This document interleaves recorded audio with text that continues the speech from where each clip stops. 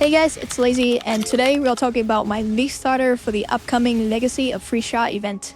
Now, I know I'm a bit behind on this, but honestly, it's kind of a good thing because now I get to see all the chaos of theory crafting before I settle on something solid. And for this event, I'm playing it safe. I'm going with the Siphon Totem build on a Whisper, which a lot of you have already played and have given really positive feedback on. I'll be honest, I'm a huge totem enjoyer, and since PoE 2 doesn't really scratch that itch for the same totem playstyle anymore, this is a perfect excuse to bring it back. So there's something incredibly satisfying about dropping a couple of totems, letting them do all the work while you're just focusing on running around, dodging, and casually looting mid-fight. It's comfy, it's effective, and it has a tons of early game power, which is exactly what you want in an event like this. Before diving deeper into the build itself, I want to quickly talk to my PoE 2 viewers because I know a lot of you are on the fence wondering, is this even worth playing? The Legacy of Phrecia event is a short one, it's only 1 month long. There's a chance that it could be extended, but anyway, in the meantime, we are getting 19 completely new Ascendancies, and that alone makes this worth checking out. Some of them will be insanely broken, but others will be awkward or off meta, but the point is not balancing, it's about fun. So you're basically getting an opportunity to experience a full versions of pathofexile, one that actually have endgames, itemizations, and way more content. If you're used to the PoE 2 limited campaign and shorter progressions, you might be surprised at how much there is to do in the game here. And look, if you're still not convinced, there's another really good reason to play. It's for the free MTX. So if you hit level 80, you get a full armor set that's looking pretty good. And it's not just for PoE 1, the set will transfer over to PoE 2. So basically, you are future-proofing your character's drip. On top of that, if you watch Twitch streams during the event, you also get a matching cloak, which make the whole thing looks really good together.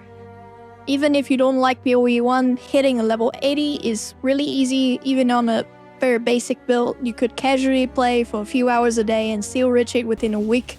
So worst case scenarios, you play, get some free cosmetic and move on. The best case scenarios though, you actually enjoy PoE 1 and will have a blast experimenting with the new Ascendancies and a lot of fun builds. Now, I don't want to speculate too much, but let's be real, this event is probably going to be a complete mess in the best possible way. There are going to be Ascendancies that feel like they were designed by dev who had too much coffee. Maybe others that makes you wonder if they forgot to add a second half to the Ascendancy trees. This isn't about perfectly balancing the game, it's about finding bursted interactions, making them work, and just enjoying the ride. Some of the new Ascendancies will probably break the games, others will feel clunky, but some could be sleeper OP with the right setups. So if nothing else, we'll get some really fun build that looks great on paper, but will fall apart the moment you actually play them. Regardless of how things land, I am really excited to try out different builds and see what kind of mechanics we can abuse before the league is finally over. So yeah, that's the plan, jumping into the event, trying out some new Ascendancies, and just see how crazy things will get. If you're still on the fence about playing, I'll say just go for it. And speaking of build, let's talk about what I'm actually going to play. I mentioned earlier that I'm going to be playing it safe, and for me, that means Power Siphon Totem Whisperer. It is a build that I already know is strong and smooth and great for early game progressions. I'm a sucker for totems, and with how PoE 2 is shaping up, this might be one of the last chance we get to play some classic totem gameplay before everything changed. So let's break down the build, why I picked it, and how it works, and what makes it such a solid choice for the event. Alright, so let's take a look at our main skill here, which is Power Siphon. This skill scales directly off power charges. It gives 10% more critical strike chance per power charges and 20% critical strike multiplier per power charges. So naturally, we want as many of those power charges as possible in our build. And it just so happened that two of the Ascendancies, which is the Templar Polytheus and the Ranger Whisperers, give us minimum power charges right out of the gate. There's also the Science Scavengers, which has some interesting notes, but honestly, Whisperers looks absolutely busted for the build. And it's not just for this build, by the way. Connor is running Mana Forge Arrow on this Ascendancies, and Pauseron is running Kinetic Blast of the Clusterings. So Whisperer seems like a go-to for a lot of people right now. That being said though, keep in mind that this is going to be a 1-month event, and unless you're going to be playing a lot or like a full-time streamer, you are not going to be expected to afford super high-end setups. Indigon, for example, is going to be insanely expensive. So while there can be other routes you could take later, this setup makes sense for a solid budget-friendly start. Going back to power siphons, since it scales up power charges, we can take advantage of the very small notes from the Whisperer. This note alone massively boosts our early game damage, especially after the first lap or first trial if you're coming from PoE 2. You can compare this to the Devourer of Ralakash from the Polytheus, but honestly, Whisperer just offers us way more damage. Not only do we get power charges, we also get Frenzy Charge, and this adds attack damage and attack speed, perfect for this kind of build. And then we have Infinite Pursuit, which is a straight up broken for mana scaling. Normally intelligence that can give you +1 maximum mana per 2 int, but with the Infinite Pursuit, you're getting +1 maximum mana per 1 dexterity, meaning you're getting double the effectiveness compared to a typical int stacker. So to put that in perspective, on an int stacker, you would need a middle tier investment to push to about 1600, 1800 int, while we can easily hit 800 dexterity on the reasonable setups. Not on leg start for the setups, but of course it's completely achievable as you progress through the first week. Another game changer is We Know All, and this grants flat lightning damage equal to 4% of our maximum mana, and since we're stacking mana like crazy, this scales insanely well as well. And eventually we'll respec into Power Siphon of the Archmage to fully utilize this, but even early on it's a huge damage boost that's stacked on top of the Might of the Council. Now you're thinking, wait, but this note increased mana cost by 50%. Well, it doesn't matter for us because our totem don't cost mana to attack. It only costs the initial mana to put them down. For the last Ascendancy points, we have a few options. So don't panic yet. Give us 100% of physical damage is taken from mana before life. But the problem is we also taking Mind Over Matter, which give us 40% of damage taken to mana before life. Well, this is not PoE 2, which is 100%. But anyway, what I think happens is the 100% of physical damage taken is added on top of the Mind Over Matter 40%, so we might end up taking 40% extra physical damage, which is not good. And I'm not sure if that's the actual interactions, but if you are familiar with the Throne of Thunder Defensive Shell, you know that we can take over 100% damage if we have more damage taken as something. Anyway, so we also have Not a Ward, which give us blind on hits.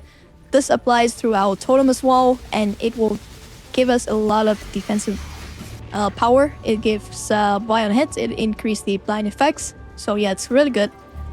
Wait a Little give us 10 rage per 200 mana spent, which is decently useful. We can keep up around 15 rage on average. It's not game breaking, but it's useful if you want the extra damage. Besides those Ascendancy notes, I don't think anything else is particularly useful for our build. Your Mind is destroys. We have that effect on Power Siphons already. It's redundant. So yeah, that's about it for the Ascendancy notes, and with the setups, we are looking at some incredibly strong and budget-friendly start for the event. Alright, so let's dive into the POB. Just a quick head up and disclaimer, this is not going to be a League Starter POB, but it's more like a reasonable first week setups. I'll be making a separate leveling POB and a proper League Starter guide before the event launches, hopefully in time. Our starting area is pretty good. It gives us some really nice pathing. We can path down here, grab watchtowers. We can grab surveillance, and they're both the anointment that we had in our last build. So it's really nice. We don't need those anointment anymore. And we might as well grab point buying. It's really good notes. Utmost swiftness, definitely take this. We have dex stackings, so it's really good. Grab some spell suppressions here. And yes, these are all good notes. And over here, this cluster gave us a lot of damage. So we have Light of the Meaning, and we have Healthy Might, and both of these give us around, so you can see here 11.8% and then 11.5%. which is crazy amount of damage. We're also getting a lot of valuable notes over here. I also grabbed Magebane because we had deck stackings, and as you can see, spell suppression chance is 100%. And that gave us a lot of effective HP. We have high physical mass hits, a lot of the elemental mass hits as well. And yeah, just grabbing all the notes along the way. We grab some maximum power charge.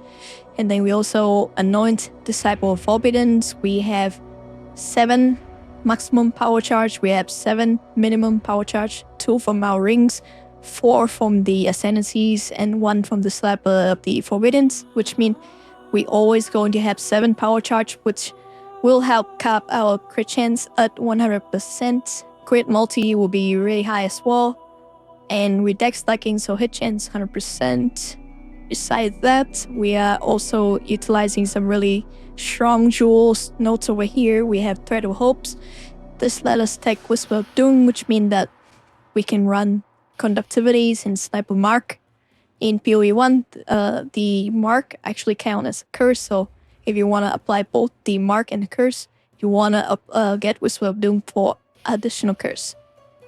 Then we grab Fusilates, Thor Seekers, Strong Notes. Then we have Impossible Escape for minion instability.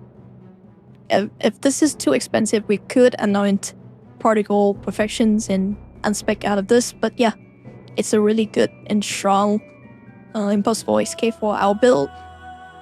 This is crazy strong notes. That alone is like almost 10%. One Stinger is really good as well, and I think that's about it. We have Lightning Mastery. This is pretty good as well. It gives maximum mana apply the shock effect, so which means in the configuration tabs we can easily hit 30% shock effect, if not more, on pinnacle bosses. So yeah, 30 is a reasonable number. And we have Rage. Rage is from our Ascendancies. Then Sigils, Power, Stage 4. So the configuration is mainly for single target damage, and it's meant to calculate everything perfectly. And usually in mapping, you're not going to have Sigils. You're not going to always have your totem next to the enemy and make use of the point blank. So if you change a little bit, the damage does go down, but it doesn't really matter. Like over 10 million for like low budget build in the Lig Starter is crazy good. And I'm using Return Projectile, so that's roughly 39% more damage. This is the skill setups. We have Power Siphons, have Power Siphon with Return Proj, and then normal Link, using Arcane Cloak, Blood Rage, Berserk. We have Conductivities with Hex Touch, Arcane Sprint, and then we self-cast Sniper Mark.